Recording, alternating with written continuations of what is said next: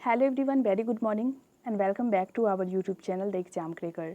आज के इस वीडियो में हम बाल विकास एवं शिक्षा शास्त्र के 30 महत्वपूर्ण प्रश्नोत्तर सॉल्व करेंगे जो कि आपके CTET and other teaching exams के लिए इक्वल इंपॉर्टेंट है। तो वीडियो को कंप्लीट वॉच करिए एंड इन 30 क्वेश्चंस में से आपके कितने सही हो पाते हैं, जो स्कोर आप कर पाते हो उसको भी काउंट करिए। शुरू करते हैं हमारी आज की इस वीडियो को बिना किसी देरी के। तो यहाँ पे क्वेश्चन नंबर 1 में पूछा जा रहा है आपसे कि जन्मजात प्रेरक नहीं है।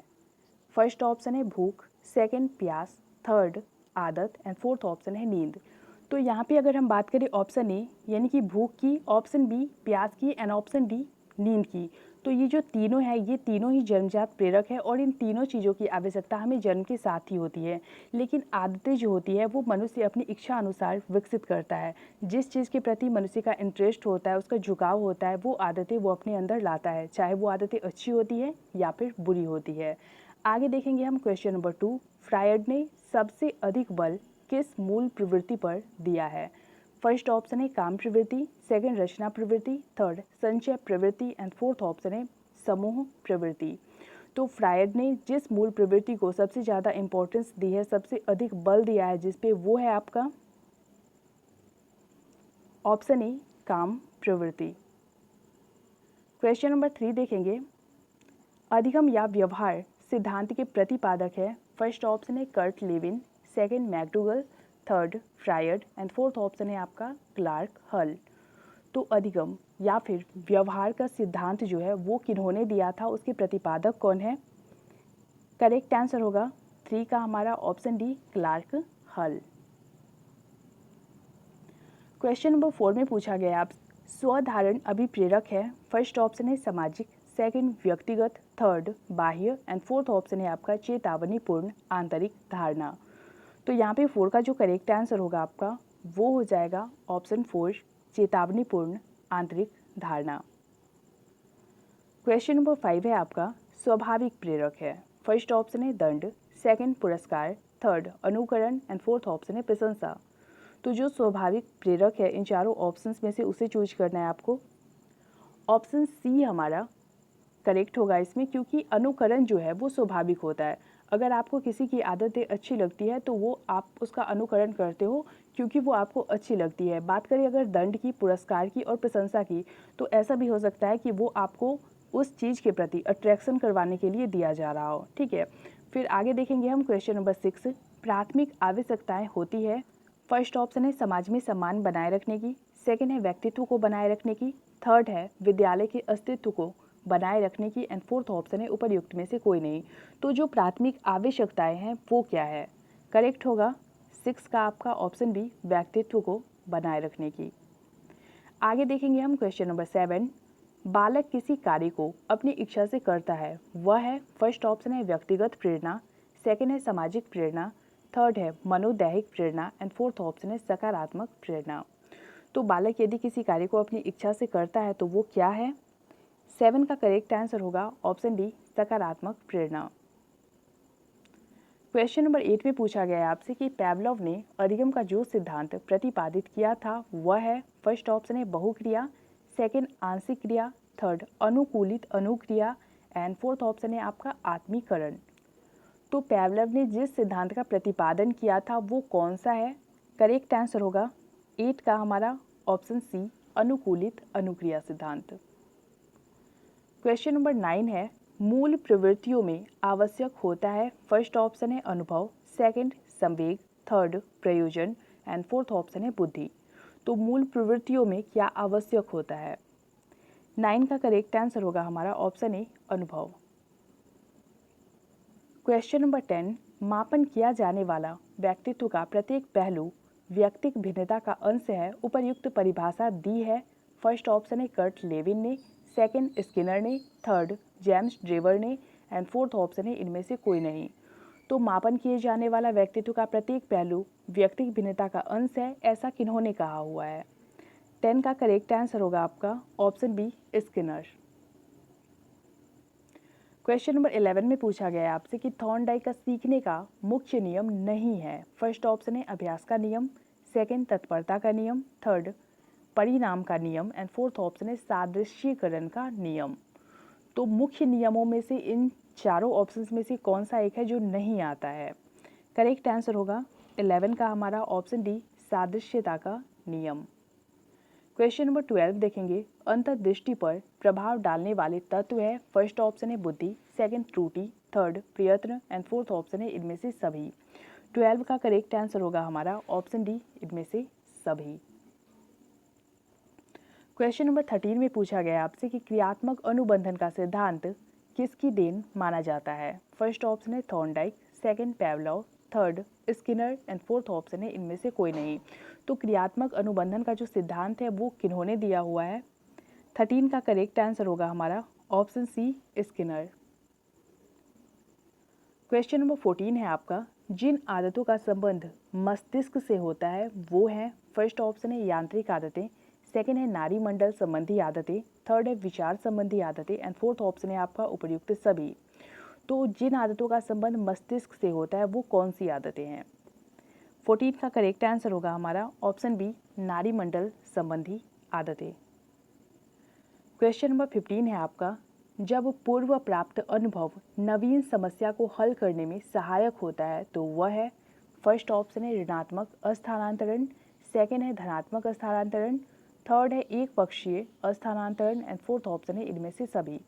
तो जब आपके पहले का जो अनुभव होता है वो जब आप किसी नई चीज़ को सीख रहे होते हैं तो उसमें काम देता है, यानी कि उसमें वो हेल्प करता है, आपकी सहायता करता है, तो वो ऑब्वियसली पॉजिटिव वे में आएगा, यानी कि धनात्मक अस्थानांतरण कहलाएगा। ऑप्शन बी हमारा सही होगा। क्वेश्चन नंबर 16 है आपका, निम्नलिखित में से सीखने का मुख्य नियम है। फर्स्ट ऑप्शन है बहु प्रतिक्रिया नियम, सेकंड है अभ्यास का नियम, थर्ड है अपूर्ण क्रिया का नियम एंड फोर्थ ऑप्शन है सादृश्यीकरण का नियम। तो सीखने के मुख्य नियमों में कौन आता है? करेक्ट आंसर होगा 16 का आपका ऑप्शन बी, अभ्यास का नियम। क्वेश्चन नंबर 17 में पूछा गया है आपसे कि थॉर्नडाइक का अधिगम सिद्धांत निम्नलिखित नाम से जाना जाता है। फर्स्ट ऑप्शन है प्रयास व त्रुटि का सिद्धांत, सेकंड है पुनर्बलन का सिद्धांत, थर्ड है अंतर्दृष्टि का सिद्धांत एंड फोर्थ ऑप्शन है इनमें से कोई नहीं। तो थॉर्नडाइक के जो अधिगम का सिद्धांत है वो है आपका ऑप्शन ए, प्रयास व त्रुटि का सिद्धांत।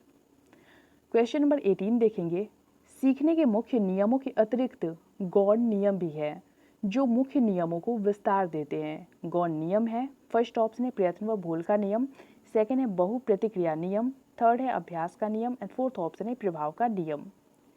तो इन तीन ऑप्शंस में से जो एक गौण नियम के अंतर्गत आता है वो है आपका ऑप्शन बी, यानी कि बहु प्रतिक्रिया नियम, और option A, C and D मुख्य नियमों में आते हैं। क्वेश्चन नंबर 19 है आपका, कक्षा वातावरण में सीखने का महत्वपूर्ण नियम है। फर्स्ट ऑप्शन है रटने का नियम, सेकंड है अवांछित विश्राम, थर्ड है हस्तलेखन एंड फोर्थ ऑप्शन है व्यवस्थित अधिगम प्रक्रिया। तो कक्षा वातावरण में सीखने का जो महत्वपूर्ण नियम है वो है आपका ऑप्शन सी, यानी कि हस्तलेखन।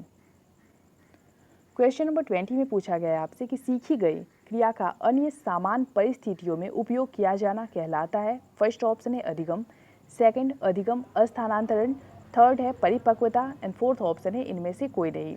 तो सीखी गई जो क्रियाएं होती है उनका अन्य मिलती जुलती स्थितियों यानी कि समान परिस्थितियों में जो उपयोग किया जाता है वो कहलाता है आपका ऑप्शन बी, अधिगम अस्थानांतरण। क्वेश्चन नंबर 21 देखेंगे, शिक्षा मनोविज्ञान जरूरी है। फर्स्ट ऑप्शन है शिक्षक के लिए, सेकंड छात्र के लिए, थर्ड अभिभावक के लिए एंड फोर्थ ऑप्शन है सभी के लिए। तो शिक्षा मनोविज्ञान जो है वो किस किस के लिए जरूरी है? 21 का करेक्ट आंसर होगा हमारा ऑप्शन डी, शिक्षा मनोविज्ञान जो है वो शिक्षक के लिए भी जरूरी है, छात्र के लिए भी जरूरी है और अभिभावक के लिए भी जरूरी है। क्वेश्चन नंबर 22 में पूछा गया है आपसे कि अधिगम की निम्नांकित परिभाषा किसने दी है? सीखना विकास की प्रक्रिया है। फर्स्ट ऑप्शन है Woodworth, second crow and crow, third Skinner and fourth option है गिलफोर्ड। तो किन्होंने कहा हुआ है इन चारों ऑप्शंस में से कि सीखना विकास की प्रक्रिया है? 22 का करेक्ट आंसर होगा हमारा ऑप्शन 1, यानी कि वुडवर्थ ने कहा है कि सीखना विकास की प्रक्रिया है। क्वेश्चन नंबर 23 है आपका, सीखना प्रभावित होता है। फर्स्ट ऑप्शन है मन, सेकंड आत्मा, थर्ड वृद्धि एंड फोर्थ ऑप्शन है प्रेरणा। 23rd का करेक्ट आंसर होगा ऑप्शन डी। प्रेरणा से हम सीखने को प्रभावित कर सकते हैं। यदि हमारे अंदर प्रेरणा होगी तो हम किसी भी चीज़ को जल्दी सीख पाएंगे। यदि हमारे अंदर प्रेरणा नहीं होगी सीखने की तो हम आसानी से किसी भी चीज़ को नहीं सीख पाएंगे, यानी कि हमारी आंतरिक इच्छा ही सीखने की नहीं होगी। क्वेश्चन नंबर 24 है आपका, अधिगम के लिए आवश्यक है। फर्स्ट ऑप्शन है स्वस्थ मन, सेकेंड अनुकूल परिवेश, थर्ड है पारिवारिक सहयोग एंड फोर्थ ऑप्शन है उपयुक्त सभी। तो अधिगम के लिए जो आवश्यक है वो ऑब्वियसली ये तीनों ही है, यानी कि स्वस्थ मन भी होना चाहिए, अनुकूल परिवेश भी होना चाहिए और इसके साथ ही पारिवारिक सहयोग भी होना ही चाहिए। क्वेश्चन नंबर 25 देखेंगे, संवेग में प्रवृत्ति होती है। फर्स्ट ऑप्शन है गतिशील, सेकंड अनुमित, थर्ड उचित एंड फोर्थ ऑप्शन है स्थिर। तो संवेग की जो प्रवृत्ति होती है वो किस तरह की होती है? 25 का करेक्ट आंसर होगा हमारा ऑप्शन डी, स्थिर। क्वेश्चन नंबर 26 है आपका, थॉर्नडाइक मनोवैज्ञानिक थे। फर्स्ट ऑप्शन है ब्रिटेन के, सेकंड अमेरिका के, थर्ड भारत के एंड फोर्थ ऑप्शन है रूस के। तो थॉर्नडाइक कहाँ के निवासी थे, कहाँ के मनोवैज्ञानिक थे? 26 का करेक्ट आंसर होगा हमारा ऑप्शन बी, अमेरिका के।